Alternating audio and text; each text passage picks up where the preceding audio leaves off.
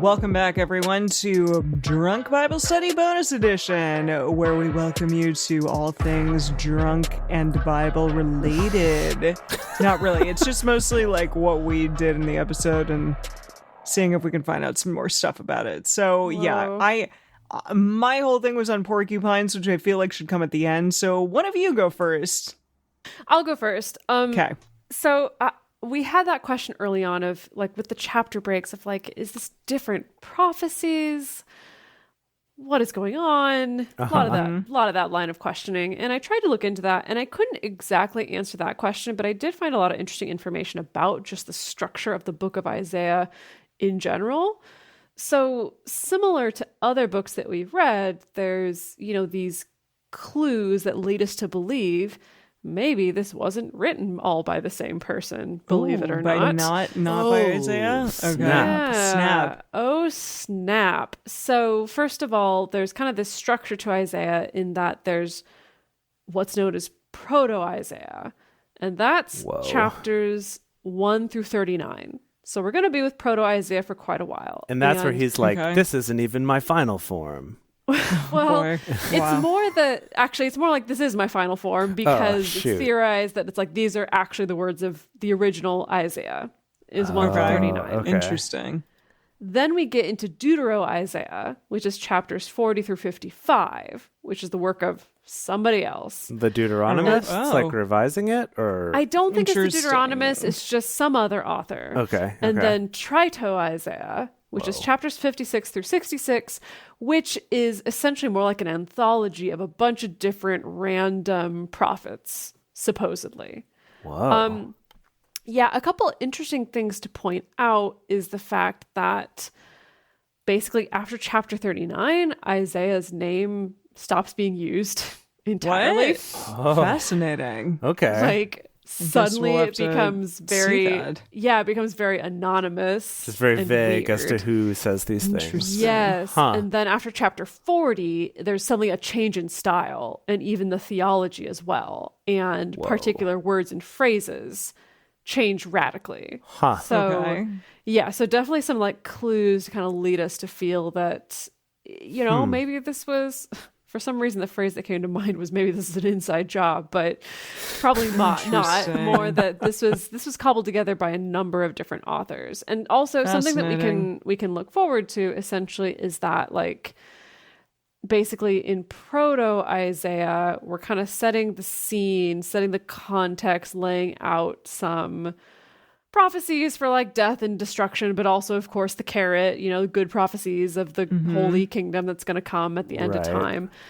And then when we move into Deutero Isaiah, then it's basically other nations getting much more negative prophecies about how much it's going to suck for them. Okay. And then in Trito, and essentially in Deutero Isaiah, it's also like we're kind of writing it from the viewpoint as though Israel has already been liberated, and now this is where the revenge is happening. And in which one? In Deutero. Deutero. Okay. Deutero, yes. And then by the time we get... What do you mean by liberation? Did that happen at the end of Kings? Well, remember, our history gets kind of muddled because we're jumping around through so many different books, but like essentially Israel falls captive to the Babylonians / the Assyrians. Okay. And that's what happened at the end of Kings. Yes. Yeah. And so that does eventually come to an end, or is prophesied to come to an end. And by the time we get to Trito Isaiah, this kind of mishmash anthology of a bunch of different prophets, then it's kind of talking about, okay, after the slaughter's all behind us, and now there's going to be this more peaceful time. Kind of this callback to the stuff that proto-Isaiah prophesies of what's going to, the carrot that's going to be on the other end of like all this suffering and slaughter and stuff like that. All these Okay, yeah. So kind of like how when we were reading Kings, the theory that seems to be the dominant one is that it was written down after Israel had been liberated from the Babylonians and the Assyrians. By the Deuteronomists, who later on during a different kingdom were kind of writing this down. And so that's why like maybe they had slanted things or added things to explain like why we got conquered back then, because it's because we were bad. It's because we didn't follow these rules. That must have been why, but now we're cool, so let's make sure we follow those rules. And then it seems like Isaiah, we're going to get like the whole range as opposed to just being written down after. That's pretty cool. Yeah, kind of getting all these different viewpoints. That's awesome. So we can look forward to that. If there's suddenly a harsh change in style where it doesn't sound like Lin-Manuel Miranda at all, and it suddenly sounds like, I don't know, Stephen Sondheim out of left field, then we'll know why. That would be quite a change, yeah. Indeed, yeah. So I looked up a couple things. One was just this article that came up when we were talking about hallucinogens in the Bible. And this is not specifically relevant to Isaiah, but I found this article from ABC News back in 2008. So this is an older thing, but there's an Israeli professor named Benny Shannon, who is a professor of cognitive philosophy. And he wrote this whole thing about Moses and potentially all of the Israelites at that time being high all the time. Oh, gosh. I mean, I would not put it past them. High on what? Well, everything, right? So, everything. What else are you going to do back then? You don't have an iPhone. You're going to get high all the time. I don't know. I mean, they're running for their lives all the time. They're like actually having to try to defend themselves. I suppose. And so what do you do after to unwind? Get high. All right. No, so true. So according to this professor, there's 2 naturally existing plants in the Sinai Peninsula, which is that area, that have the same psychoactive components as what goes into ayahuasca, basically. And so it's very possible they were making drinks out of this and getting high. And he talks about specifically, I guess, part of the theory is that some of the descriptions from the book of Exodus, like lightning and a blaring trumpet coming out of nowhere, or the burning bush, are like classic images that are common amongst people who are high on these types of drugs. Huh. Interesting. Yeah. And then it's funny because then the article goes on to be like, this professor admits that he once took some of these drugs while he was on a trip to the Amazon in 91, and then goes on to say, like, the reaction from Israel's Orthodox community has not been favorable. Boy, well, to be fair, 91, before it was cool to go on an ayahuasca retreat in the Amazon. Mm-hmm. Trendsetter. Yeah. Trendsetter. Anyway, that was just a little thing I found. But then I also tried to look into this translation of the animal that was a porcupine or maybe a hedgehog or an owl or who knows what. And basically what I found is that in a lot of commentaries on the Bible for this verse, they're all kind of like, yeah, this is the word in Hebrew, but like, I don't know what it means. Here's some guesses. Interesting. The options I came across were hedgehog or porcupine, and then also owl and bittern, but then also tortoise, beaver, otter, and owl. Yeah, like all of these. Well, if we're talking about a swamp, though, my money's on the tortoise. Well, so the reason... Or maybe an otter. Thing I came across in a lot of these commentaries is that most of them actually land on bittern being most likely correct, because I guess bittern... Bittern. What's like, a bittern? Like bitter, but with an N at the end? It's like a bird, right? Yeah, that's the one I was telling you about during the thing. It's part of the heron family. But it looks a little bit smaller. They're actually kind of cute if you look up pictures of them. A little weird looking, but cute in a cute way. But the reason why a lot of the scholars seem to say, yeah, this one's probably most accurate is because they're an animal that lives in marshes, as opposed to porcupines and hedgehog, which live in more arid areas, which he's talking about it becoming a swamp and then being occupied by this animal. So probably they would want to live in a swamp if they were bitterns and not if they were porcupines. So that's kind of what I found about that. But what if we instead transitioned into drunk porcupine study? I think we should. Like a bonus episode for the bonus episode. Yeah. Emily, can you do an intro to that? Yeah. Okay, here we go. Welcome to the bonus episode of the bonus episode. This is Drunk Bonus Porcupine Study. Hello, everyone. No, but really, like, porcupines are fascinating creatures. But have they been in Arizona for 25,000 years? Yes, I thought that was like an anecdotal thing that was somebody just like wrote on Quora or something, or Quora. What is it? Quora. Yeah. Mom just had that in her back pocket. Yeah, you do. If you type in like have porcupines live in Arizona, then it comes up. But it is like on somebody's kind of blog or whatever. But yes, apparently the Arizona Daily Independent says that yes, some live in Tucson. So, okay. But have they lived there for 25,000 years? How many years? So it says, let's see, where is this? Fossil porcupine.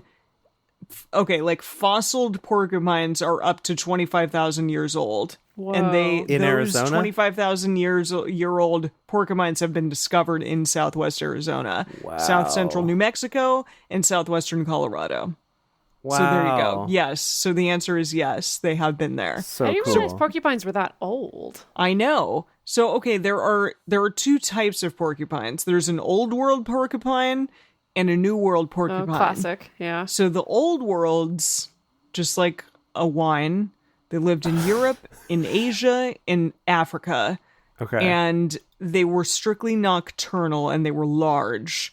And then the New World porcupines are indigenous to North America and northern South America. And they live more in like wooded areas, and apparently they can climb trees. And some species like live in trees their whole lives, which is not something that I think of. I think of them on the ground. And I think the New World ones are cuter, just based on my Google image search. Are they also smaller? Well, okay, I am not sure about that. It says they're less strictly nocturnal, but yeah, they are generally smaller. But yeah, they're about 25 to 36 inches long. Okay. And then they are about 12 to 35 pounds. All right. And they're so really not so slow. heavy. They're slow little boys. And so if you look at a hedgehog versus a porcupine, they're similar. However, the porcupine has really long quills, right? And a hedgehog has really short quills. So I'd be more scared by a porcupine personally. Yeah, I feel like a porcupine poses more personal bodily danger to you. Than a hedgehog. Because hedgehogs you can just hold, but you can't just hold a porcupine without being very careful, right? Yeah, and I thought also hedgehogs, it's like their quills are more of a defensive thing where they'll roll up, and it's just kind of like a keep away. But porcupines, they can actually shoot their quills a little bit, right? So, okay, that is, here we go. Let's talk about defensive behavior. Thank you, Wikipedia. So, okay, it depends on sight, scent, and sound. So it says that, like, the displays, so meaning, like, they show their quills when they're agitated or annoyed. Right. And it says that there is quill erection, teeth chattering, emitting of odor, and attack. These displays are ranked from least aggressive to most aggressive, clearly, respectively. So that's interesting. Okay, a porcupine's color aids in part of its defense, as most predators are nocturnal and colorblind. So the porcupine's markings are black and white. So you'll see that on their quills, that it's like white, black, white, black, white, black, like on their quills. To show you, hey, I mean business and stay away. Yeah, exactly. I thought, I feel like I saw a porcupine in real life once, like in a science class as a kid. And I feel like I didn't get to touch it because it's dangerous because of the quills. But I feel like I remember learning that they don't actually shoot them out, but that if they stab you with them, they detach, so they stay stuck in you. Yeah, I think that's what I meant, is that like they can detach their quills and get them stuck in you versus a hedgehog, which can't do that. Yeah, no, it definitely can do that. It like also, apparently shakes its body. And then sounds terrifying. Yeah. It shakes its body, it emits an odor, it chatters its teeth. It's like a warning noise, another predator that's in Arizona is the rattlesnake, and it kind of does that as well. It rattles at you. Yeah. Now, so I don't warns you know first. if you'll know this, but if you do a Google image search for porcupine babies, it's amazingly adorable. They are really cute. But if we had like a competition between porcupine babies and hedgehog babies. Oh, but hedgehog babies are also so Exactly. cute. I know. That's tough. So finally, just talking about them in Arizona, they're really thinly distributed, so you're probably not likely to see one anywhere except for the Grand Canyon. And apparently in the early to middle 1900s, there were a lot of them, but they were, downsized based on predator control. Downsized. Yes, well, they were let go. They were laid off. Mountain lions ate them, done some restructuring. Sadly. I don't know how a mountain lion would eat that. I have no idea. If you're hungry enough, you could figure it out. Yeah, I guess. Oh, and we also eat freaking like pomegranates and That's true. pineapples, so you could eat a Pomegranates are pineapple, you amazing. could eat a porcupine. That's what I always say. I suppose you're right. But okay, porcupine, just so you're aware, it translates to spiny pig. Okay. Porcus means hog, and spina means thorn or Makes sense. spine. So Makes Porky sense. the pig is actually a porcupine. Oh, very, porcupine. very apt. There you It's go. true. Wow. And there's like 30,000 quills on them. Whoa. Their barbs are 4 inches long. Whew. So I feel like a mountain lion would be scary AF. Would be scared AF. Would be scared, you know? yeah, for sure. Yeah. Super scared. Gosh. Yeah, and it says popular myth aside, the quills are not shot like arrows. Instead, the hollow lances detach on contact and lodge into the attacker, which also sounds terrible. Yeah. I have this, I feel like a neighbor's dog once got interested in a porcupine and ended up with a bunch of quills in its nose. It was in The Incredible Journey, or whatever the 90s remake of The Incredible Journey was that What's happened. that? It's Homeward Bound. Yes, That's what it Homeward was. Bound is what Happened you're in thinking Homeward of. Bound, Because yeah. definitely the Yeah, you're Chance, right. Yeah, right? Chance got Chance got That's a what it was. got porcupine. There it and is. it's bad. There Yes. it is. My good friend's I remember dog, that Chance. vividly. Yes. I remember that vividly. It was very sad. And yeah. So, okay, basically, foresters were in the 1920s in Arizona, foresters were concerned about the danger porcupines posed to Arizona's ponderosa forests and took measures to reduce populations, including the use of poison in Flagstaff. That's so sad. Dang. It wasn't until 1972 when porcupines were no longer regarded as a threat that they were protected. So now they're protected, but there's a lot less of them. Gosh. Basically, if you encounter one, don't go near it. Just admire it from a distance. Yeah. They're really Seems cute, wise. Yeah. but you don't need to be stuck with the quills. And yeah, if you want something to hold up close, I found out that Beanie Babies made a hedgehog Beanie Baby. So That's if you want adorable. one to hold, you could just get a hedgehog Beanie Baby instead. I There you had go. I had a hedgehog stuffed animal as a kid. Oh, really? Wow. Oh my Yeah, gosh. It's one of my They're- favorites. They're really cute. They're I very think cute. I do think that the hedgehog is cuter, Yeah. personally. But Okay. I'm more impressed by the porcupine. Well, this is a nice Okay. counterbalance to our top 10 impalements in the Bible. Yeah, Just talking it about a little is. bit of porcupine history and baby It hedgehogs is. and stuff. It's pleasant. Yes, it is pleasant. It's lovely. So we hope you enjoyed this bonus upon bonus episode. So we had a bonus episode and then we had a double bonus. And there were porcupines. There were whatever the heck you were talking about, Dedeker. Oh my MJs. I don't know. It's There all was been other stuff. overwritten by porcupine. Exactly. Porcupines are the cutest. So, anyways, we will see you for probably more drunk animal study, drunk literary study, drunk violin study next time around on Isaiah, whatever to whatever. Bye.